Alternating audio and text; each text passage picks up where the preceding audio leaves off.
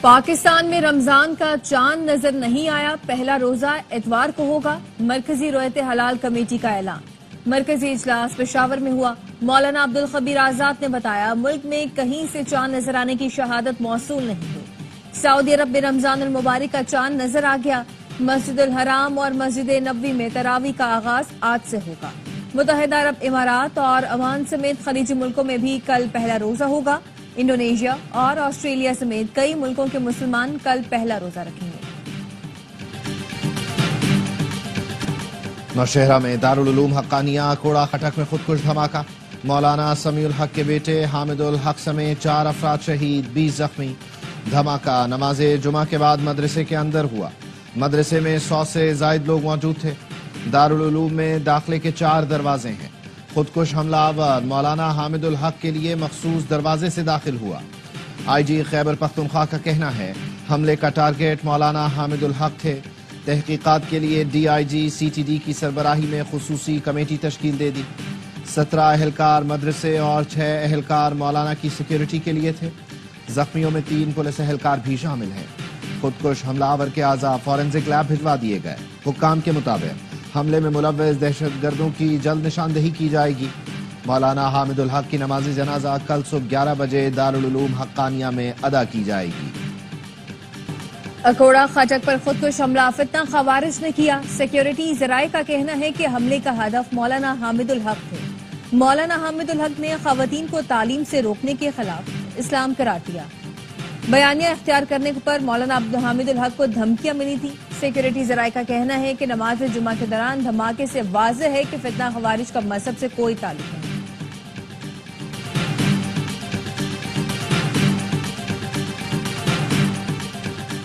صدر وزیر اعظم کی دارالعلوم حقانیہ میں دھماکے کی مذمت۔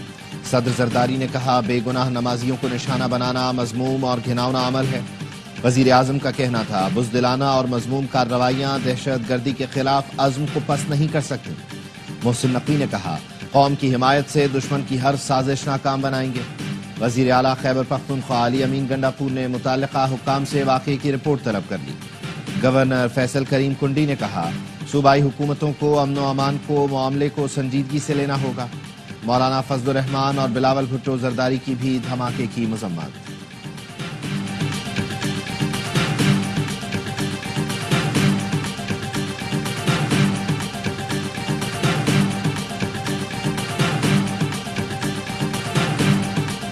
افغانستان میں دہشت گردوں کی محفوظ پناہ گاہوں پر تحفظات ہیں۔ افغانستان میں چھوڑے گئے جدید امریکی ہتھیار دہشت گردوں کے زیر استعمال ہیں۔ یہ ہتھیار پاکستان میں دہشت گردی کے لیے استعمال ہو رہے ہیں۔ ترجمان دفتر خارجہ شفقت علی خان کی بریفنگ، کہا امریکی صدر ڈونلڈ ٹرمپ افغانستان سے ناقص امریکی انخلا کی تحقیقات کا اعلان کر چکے۔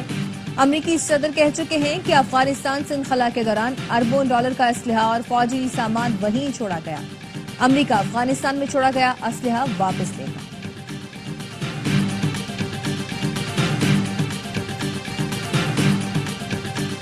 چیف جسٹس کی زیر صدارت جوڈیشل کمیشن کا اجلاس، آئینی بینچ کے ممبران میں توسیع، مزید 5 ججز کو شامل کرنے کی منظوری۔ جسٹس ہاشم کاکڑ، جسٹس عامر فاروق، جسٹس اشتیاق ابراہیم آئینی بینچ میں شامل۔ جسٹس صلاح الدین اور جسٹس شکیل احمد بھی رکن نامزد۔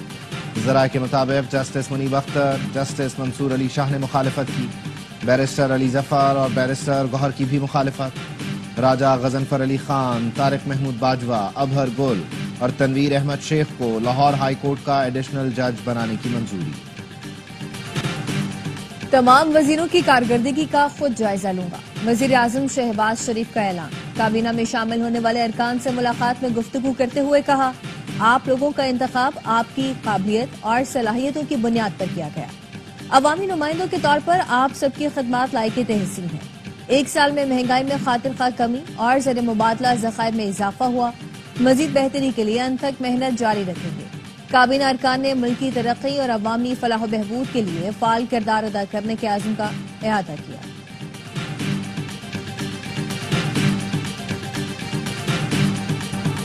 قائد حزب اختلاف سینیٹ شبلی فراز نے کابینہ میں توسیع کو افسوسناک قرار دیا۔ اے ٹی سی اسلام آباد کے باہر گفتگو کرتے ہوئے کہا حکومت 10 وزیر لگا لے یا 100 اس سے فرق نہیں پڑتا، اتنے وزراء لا کر اپنی نااہلی نہیں چھپا سکتے۔ آئین اور قانون کی بالادستی کے لیے ایک اتحاد بننے جا رہا ہے۔ پاکستان درست معاشی سمت پر چل پڑا، عوام کے خدشے کم ہونے لگے، امید بڑھنے لگی۔ افسوس کے تازہ سروے میں پاکستانیوں نے معاشی بہتری کی رفتار پر اعتماد کا اظہار کر دیا۔ 31% عوام کو اعتماد ہے کہ ملک درست سمت میں گامزن ہے۔ معاشی خدشات میں کمی کے لیے 2025 حوصلہ افزا سال رہا۔ رپورٹ کے مطابق ہر 5 میں سے ایک پاکستانی اگلے 6 ماہ میں بہتری کی توقع کر رہا ہے۔ ملازمت کی سیکیورٹی کے حوالے سے بھی عوام کے اعتماد میں 19% اضافہ ہوا۔ سروے نتائج عالمی سرمایہ کاروں کے لیے ایک مضبوط معاشی پاکستان کا مثبت پیغام بھیجتے ہیں۔ پاکستان کو سرمایہ کاری کے لیے امید افزا اور قابل اعتماد ملک کے طور پر دیکھا جا رہا ہے۔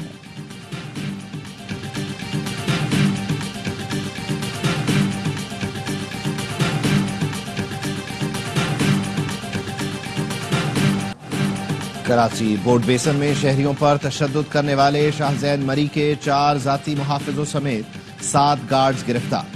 ڈی آئی جی ساؤتھ کے مطابق تشدد میں ملوث شاہ زین مری کوئٹہ فرار ہو گیا۔ گرفتاری کے لیے بلوچستان حکومت سے رابطہ کر لیا۔ ڈیفنس فیز 8 پر پولیس ناکے کو دیکھ کر ملزم شاہ زین گاڑی چھوڑ کر فرار ہوا تھا۔ واقعے میں استعمال گاڑی تحویل میں لے لی گئی۔ مقدمے کے مدعی برکت علی سومرو کا کہنا ہے مقدمہ درج کرانے میں 2 دن لگے۔ معاملہ میڈیا پر آیا تو پولیس حرکت میں آئی۔ شہریوں پر مسلح افراد کی جانب سے سرعام تشدد کی خبر ARY نیوز نے نشر کی تھی۔ مصطفیٰ عامر قتل کیس کے مرکزی ملزم کی ڈرامہ بازی، پولیس نے بتایا مرکزی ملزم ارمغان قریشی بار بار بے ہوشی کا ڈرامہ کرتا ہے۔ پولیس رپورٹ کے مطابق ملزم ارمغان بار بار بیان بھی تبدیل کر رہا ہے۔ لڑکی زوما سے تفتیش کر کے دوسرے ملزم گرفتار کرنا ہے۔ پولیس نے عدالت کو آگاہ کیا، خصوصی کمیٹی تشکیل دی گئی ہے جو ملزموں سے تفتیش کرے گی۔ ارمغان کے دوسرے مقدموں کی معلومات کے لیے افسروں کو مراسلے بھیجے ہیں۔ ملزم ارمغان کال سینٹر اور سافٹ ویئر ہاؤس بھی چلا رہا تھا۔ خصوصی تحقیقاتی کمیٹی کا DIG CIA مقدس حیدر کی سربراہی میں پہلا اجلاس ہوا۔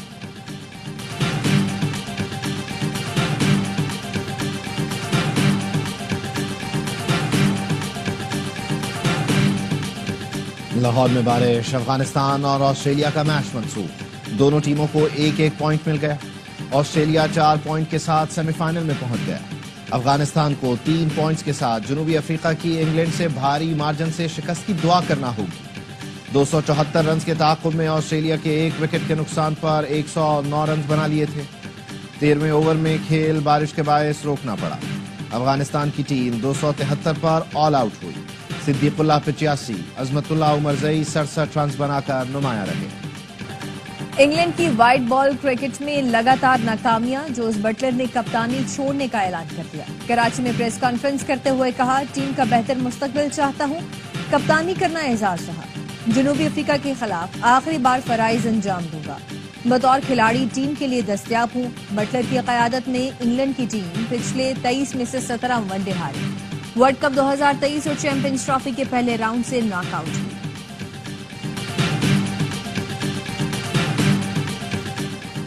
دورہ نیوزی لینڈ میں قومی ٹیم کے کپتان سمیت سینئر کھلاڑیوں کو آرام کرائے جانے پر غور، ذرائع کا کہنا ہے فیصلہ چیمپئنز ٹرافی میں ناقص کارکردگی کے بعد کیا گیا۔ قومی ٹیم کے کپتان کا فیصلہ بھی بعد میں کیا جائے گا۔ پاکستان ٹیم 16 مارچ سے 5 اپریل تک نیوزی لینڈ کا دورہ کرے گی۔ پاکستان میں نئے انتظامی صوبے ناگزیر ہو چکے، SDPI کے تحت گول میز کانفرنس میں ماہرین کی رائے۔ فرحت اللہ بابر نے کہا آرٹیکل 140 سے پر حقیقی معنوں میں عمل ہونا چاہیے۔ میامر نے کہا زیادہ صوبوں سے انتظامی اخراجات میں اضافے کی باتیں درست نہیں۔ حیدر عباس رضوی کا کہنا ہے صوبے نیشنل فائنانس کمیشن کی بات کرتے ہیں لیکن صوبائی کمیشن پر خاموشی ہے۔ کانفرنس میں نئے صوبوں کے لیے ریفرینڈم کی تجویز کی۔ زاہد حسین اور ڈاکٹر عابد سلہری نے بھی نئے صوبے کے حق میں دلائل دی۔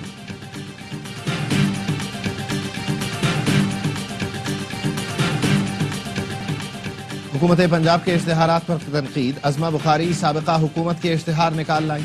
وزیر اطلاعات نے کہا مریم نواز کے اشتہارات میں اقدامات بتائے گئے، بزدار کے اقدامات میں خالی صفحے چھاپے گئے۔ PTI کا دور حکومت اسکینڈل سے بھرا رہا۔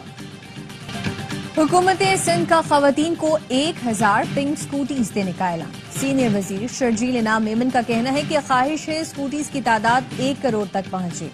گرین آرنج لائن BRT کی منتقلی سے ٹرانسپورٹ کا نظام مزید بہتر ہوگا۔ شرجیل میمن نے اسٹاک مارکیٹ آمد پر بیل بجائی، کہا اس وقت ملک میں کوئی کشیدگی نہیں، معیشت میں بہتری اور سیاسی استحکام آ رہا ہے، مقامی اور بیرونی سرمایہ کاروں کا اعتماد بڑھنا خوش آئند بات ہے۔ کراچی میں آئے دن پانی کی لائنیں پھٹ رہی ہیں۔ سندھ حکومت کی وجہ سے شہریوں کی زندگی اجیرن ہے اور یہ اسٹاک مارکیٹ کرتے ہیں۔ امیر جماعت اسلامی حافظ نعیم الرحمان کہتے ہیں یہ حکومتیں اپنی ہی غلط پالیسیوں کی زد میں ہیں۔ مہنگائی، بجلی اور ٹیکسوں کے خلاف رمضان کے بعد ایسی تحریک لائیں گے جو حکمرانوں کو گھٹنے ٹیکنے پر مجبور کر دے گی۔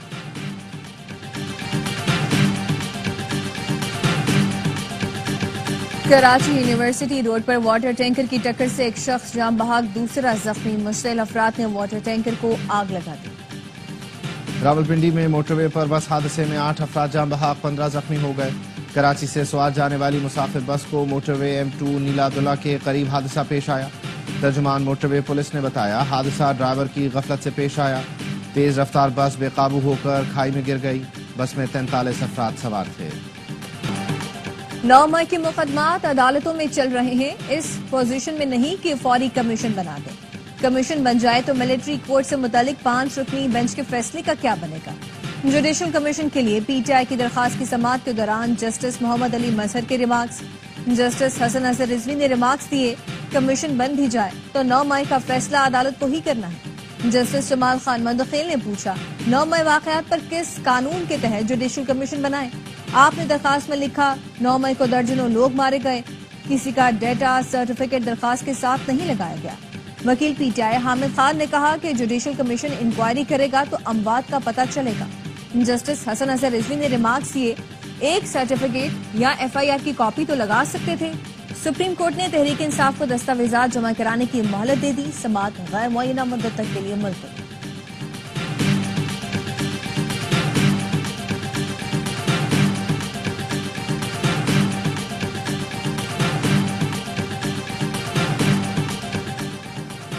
خلائی شعبے میں پاکستان چین میں تعاون کا سمجھوتا مضبوط دوستی کا عکاس ہے۔ خلا کے شعبے کی ترقی کے لیے چین کی مدد سے آگے بڑھ رہے ہیں۔ وزیر اعظم شہباز شریف کا تقریب سے خطاب، کہا پاکستانی معیشت کی مضبوطی میں CPEC کا اہم کردار ہے۔ شیخ حسینہ کے خلاف تحریک چلانے والے طلباء کا الیکشن لڑنے کا اعلان، بنگلہ دیش کے طلباء نے نیشنل سٹیزن پارٹی کے نام سے سیاسی جماعت بنائی، پارلیمنٹ کے سامنے ریلی میں منشور کا اعلان کر دیا۔ طلباء تحریک کی قیادت کرنے والے 27 سالہ ناہید اسلام پارٹی کے کنوینر ہوں گے۔ ابتدائی طور پر 150 ارکان کی مرکزی کمیٹی قائم۔ غزہ میں جنگ بندی کے دوسرے مرحلے کے لیے مذاکرات مصر میں شروع ہو گئے۔ امریکہ، اسرائیل اور قطر کے وفد کے درمیان آئندہ کے الہ عمل پر بات ہوئی۔ اسرائیل نے گزشتہ رات یرغمالیوں کی لاشوں کی تصدیق کے بعد 47 فلسطینی رہا کیے، 24 بچے شامل تھے۔ غزہ میں تباہی کے باوجود فلسطینی رمضان کی تیاریوں میں مصروف۔ اسرائیلی فورسز نے مسجد اقصی میں فلسطینیوں کا داخلہ محدود کر دیا۔